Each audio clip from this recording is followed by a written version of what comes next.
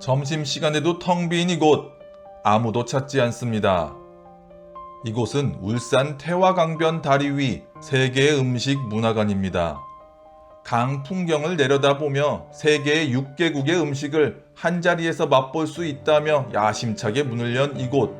지금은 아무도 이 식당들을 찾지 않습니다. 선배님들 안녕하세요. 기러기 아범 기범이 인사드립니다. 오늘도 구독과 좋아요 많이 부탁드립니다. 전국 최초로 다리 위에 들어선 식당이라는 타이틀을 걸고 2026년 3월에 처음 문을 열었는데요. 문을 연 지 겨우 반년 만에 이곳은 강을 건너는 시민들만 드문드문 지날 뿐 식당은 파리만 날리고 있습니다. 기러기 아범이 도착한 시간은 딱 점심시간대였는데요. 사람이 너무 없어서 5분 동안을 지켜보았더니 이곳을 지나는 사람은 겨우 5명뿐. 딱 봐도 그냥 강을 건너려는 사람들 뿐이었는데요.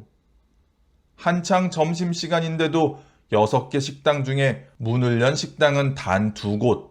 이 식당들에도 손님 한 명이 찾질 않습니다. 남쪽 편 카페만 문을 열고 있을 뿐 나머지 식당들은 문이 굳게 닫혀 있습니다. 도대체 이곳에 무슨 일이 있었던 걸까요? 전국 최초라는 타이틀을 달고 화려하게 시작한 이곳이 왜 반년도 안 돼 이렇게 텅 비어버린 걸까요?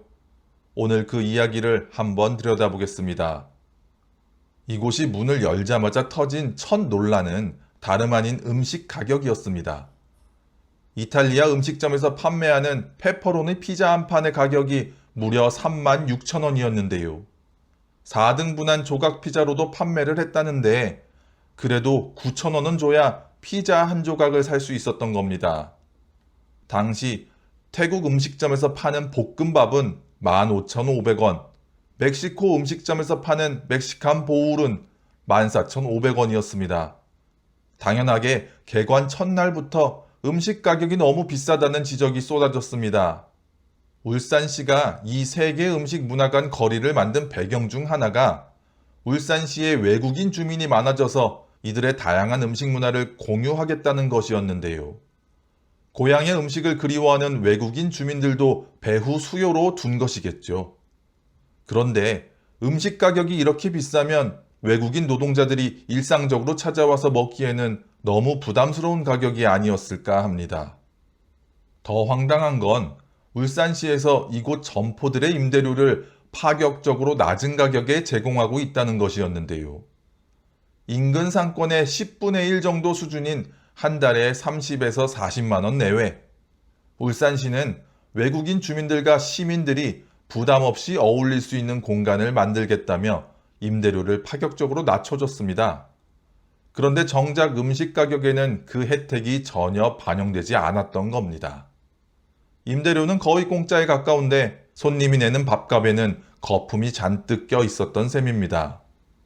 가격 논란이 커지자 당시 울산시장까지 나서서 가격 조정이 필요하다고 언급했다고 하는데요.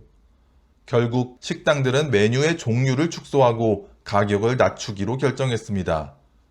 벽에 붙은 가격표를 보니 이제는 부담되지 않는 가격으로 책정되어 있는 것으로 보이는데 사람들은 여전히 이 거리를 찾지 않네요. 이 거리가 텅 빈 이유를 가격 논란만으로는 다 설명할 수는 없습니다. 실제로 손님들의 발길이 끊긴 데에는 더 근본적인 이유들도 있었는데요. 다리 위에 지어진 가설 건물이기 때문에 여러 가지 문제점을 안을 수밖에 없었다고 합니다. 공간이 좁은 데다가 하수 처리 시설을 완비하기 어렵기 때문에 식당들이 주방 시설을 완벽히 갖출 수 없는 조건이었는데요. 그래서 일반 식기를 사용하지 않고 나무젓가락, 종이컵은 물론 접시까지 모두 일회용품을 사용했다고 합니다. 비싼 값을 주고 음식을 사도 음식이 일회용품에 담겨져 나온다면 미식 체험이라는 본질적인 즐거움도 매우 떨어질 수밖에 없지 않습니까?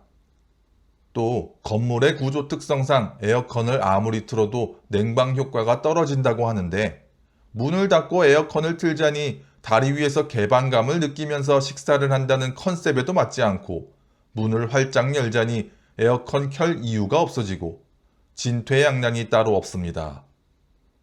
심지어 이 다리 위에는 화장실도 없습니다.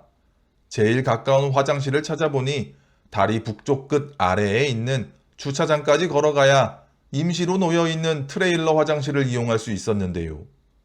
이 정도면 처음부터 손님을 제대로 유치할 생각조차 없었던 것 아닐까 의심까지 됩니다. 건물 모양이라도 각 나라의 특색을 입혀서 지어놓았으면 어떨까 싶은 생각인데 정작 이곳은 음식과는 전혀 상관없는 울산 남구 캐릭터 장생이만 곳곳에 놓여 있을 뿐 정작 손님을 붙잡아 둘 만한 볼거리 하나 없는 현실입니다. 숫자로도 이 하락세는 고스란히 드러납니다. 문을 연 식당 2개 중 하나인 우즈베키스탄 식당은 울산시설공단이 직접 운영을 하는 식당인데 식당의 하루 평균 매출액은 개관 첫 달인 3월 8만원대에서 6월에는 5만원대로 주저앉았다는데요. 하루 종일 장사해서 매출이 5만원, 6만원이라면 사실상 문을 열어봐야 손해라는 이야기죠. 울산시가 이 시설을 만드는 데 든 비용은 20억 원, 그리고 한 해 6억 원의 운영 예산이 더 투입된다고 하는데 정작 성적표는 이렇게 초라하기만 합니다. 여기에 더해 이 시설이 애초에 제대로 된 절차를 거쳐 지어진 게 맞느냐는 심각한 의혹까지 제기되고 있는데요. 반드시 거쳐야 할 절차를 울산시가 거치지 않았다는 의혹입니다. 20억 원이라는 시민들의 세금을 투입하려면 정확한 승인 절차를 받아야 하는 게 맞겠죠. 20억 원 이상의 사업은 공유재산으로 설정해서 관리해야 하는데 이 절차를 피하려고 꼼수를 쓰고 있다는 의혹입니다. 의혹이 사실이든 아니든 간에 결국 20억짜리 시설물이 정작 시의 공식적인 재산 장부에도 잡히지도 않은 채 유령시설로 취급되고 있는 것이지요.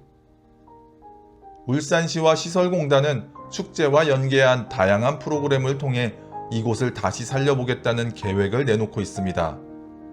하지만 근본적인 문제, 그러니까 가격에 걸맞는 품질과 서비스, 무더위 속에서도 사람들이 머물고 싶은 편의시설, 그리고 애초의 취지대로 외국인 노동자들도 부담 없이 찾을 수 있는 합리적인 가격 없이는 반짝 이벤트 몇 번만으로 이 상황을 뒤집기는 쉽지 않아 보입니다. 배달의 달이 청춘의 달이라는 이름으로 몇 번이나 옷을 갈아입었던 이곳 울산교. 이번에는 세계 음식이라는 새로운 카드를 꺼내들었지만 결과는 크게 다르지 않아 보입니다.